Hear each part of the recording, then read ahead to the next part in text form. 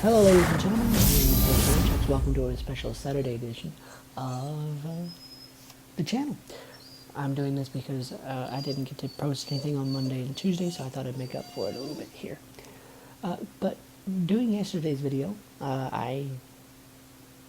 with the news of the updates to squadrons and the rebalancing of squadrons and looking at different things like the patches in Modern Warfare, Warzone, stuff like that, it got me thinking. And I've mentioned it a little bit before, about patches and updating games, how they shouldn't do that. But let me try to clarify that, and let me try to expound on that. And why I think sometimes it's a very bad thing. Because what we've basically done with constant updates to games and patches and this and that is we've turned gamers into a bunch of crybabies. And I'm guilty of it too, so I'm not talking about just anyone in particular. I'll give an example of what I'm talking about. Back in the day, when I say back in the day, for me it's pre-internet, okay? So Atari, the arcades, Nintendo, okay? Nintendo Entertainment System was my first, was my second console, actually. When you bought a game with Nintendo or with Atari or whatever you bought it for at the time, that was your game. I mean, that was it. If it had broken things in it, it had broken things in it. Our most modern game that had that kind of stuff in it was back in 2007 with the original Call of Duty 4 Modern Warfare. The M16 was broken. We all knew that. The intervention was broken. Or not the intervention, but the M40A3 was broken. Okay, you could shoot somebody in the toe with an ACOG scope and they'd die. We all knew that. In Nintendo's day, it was, everything was broken. I mean, you could, if you had a Konami game, you could use the Konami code and go to any level you wanted to, get as many lives as you wanted to, and go through the game that way if you wanted to do it. There was a game on Nintendo called, and it carried over to sports games too, because there was a game on Nintendo called Bases Loaded 2. Bases Loaded 1, I never did find anything that was extremely broken, but Bases Loaded 2 was extremely broken.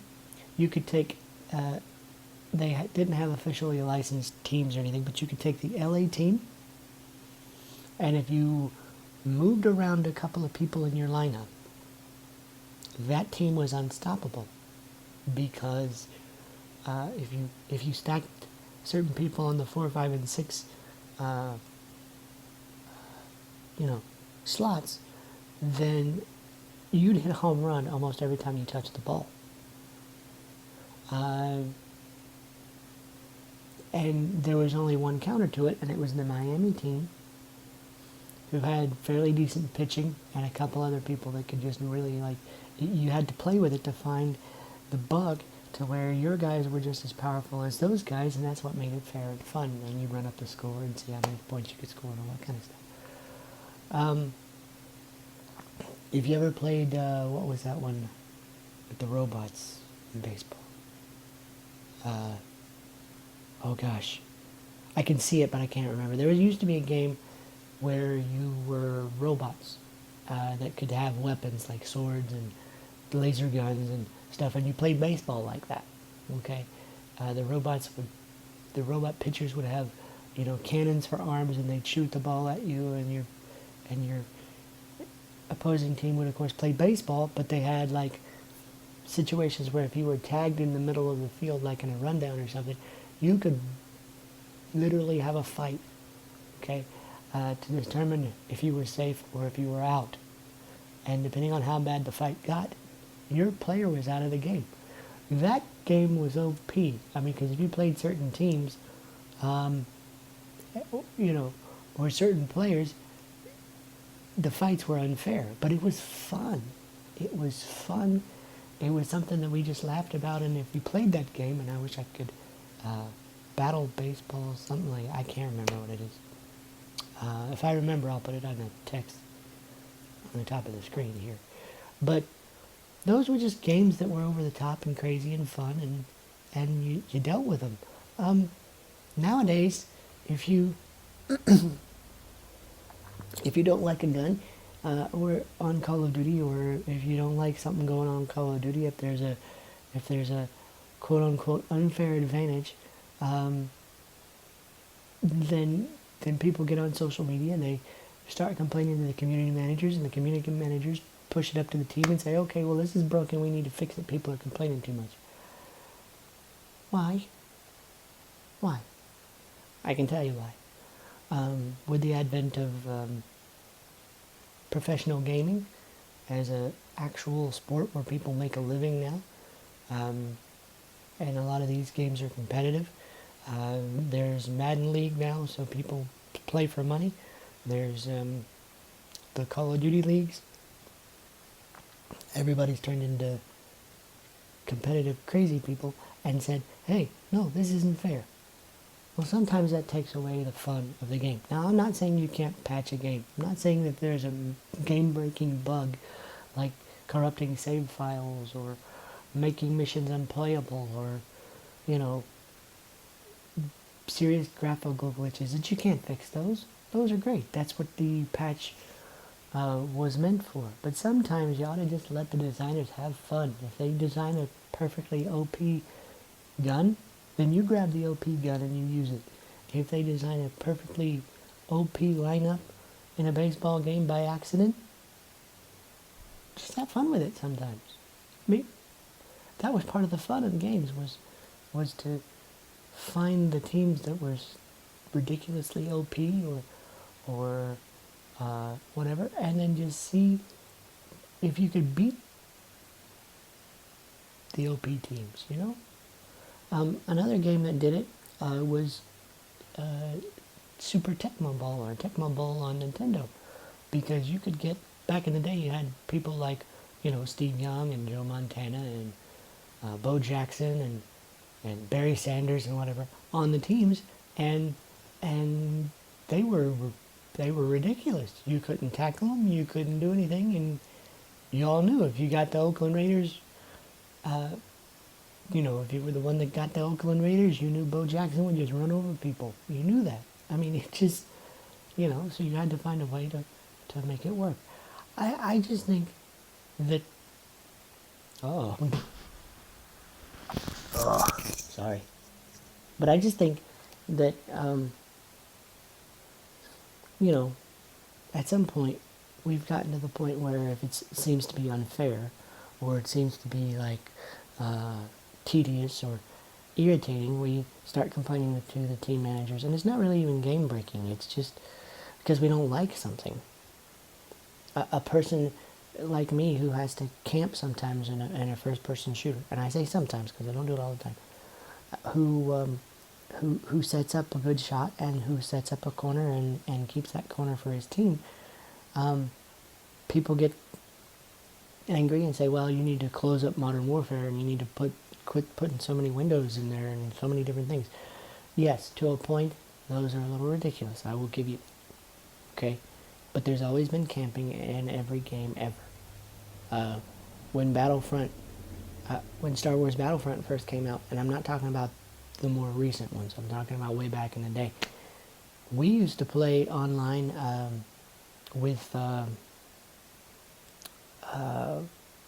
the Star Wars Jedi Knight series and different things, and we'd get the scout troopers and we'd just sit in a corner sometimes, you know, against a wall or something, and do that with the OP sniper rifles that they had. You know, you could vaporize people. It was crazy. Unreal Tournament was the same way. There were some OP weapons that you just didn't use, like the flak cannon. Don't use the flak cannon, you die. Or, you know, don't get caught by the flak cannon, you die. Or the little razor thing, you know, that shot out razor serrated discs, you know, looked like a saw blade, and people hated that because it would ricochet everywhere and kill you in one hit. Well, so what? So what? in multiplayer in Jedi Knight series on the internet, on PC, you could push people off the buildings and they'd die. You know, use your force push ability and force push somebody, and if they didn't have the right power, they'd just go flying and they'd fall off the the arena or whatever and die. I just think that sometimes we get a little too whiny about things and say, well, it's not fair, so you need to fix it. And then because the community managers don't want to put up with a whole bunch of people whining and crying and everything, they change it. Now, to be fair, like I said, there are professional sports. There are professional arenas now where you play this for a living and you make money. That's great. Make, like Call of Duty has, Call of Duty, Call of Duty League rules. You play in that lobby, you know you're going to play by certain rules, and that's it. The rest of the game should be left alone. Or give them a rank system so they can feel better about themselves or something. But the rest of the game should be left alone. At least that's my humble opinion. Now, I could be wrong, and I know I'm going to get a flood of comments that say, well, that's not fair, and that's terrible, and you don't know what you're talking about, you're crazy, Virtual, and I'm okay with that. But, I mean, this is the kind of stuff that we had to deal with as kids, and when gaming first came out, and I didn't think it was a big deal. We actually laughed about it, because we were thinking about, can we run it up? Can we make it 30 to 40? Can we make a football score of like 112 to 98, and sometimes we did. It's just, I don't know. I just think sometimes that they overdo it with patches, to placate their communities now. And I kind of miss the old days where stuff was kind of broken, because it was kind of fun. When you discovered the broken thing, and you were the only one in your house, or the only one on your street that knew it was broken, and you could use it, and then you, of course, because people would get killed, or because you would obliterate the teams or whatever, people would ask you, how did you do that? What did you do that made it that way? Or is there a way around that? And then you got to impart some wisdom to people. So, I don't know, it's just me. Maybe I'm crazy, maybe I'm not. But this is what I was thinking about this Saturday morning when I got up, and I said, well, I kind of missed that.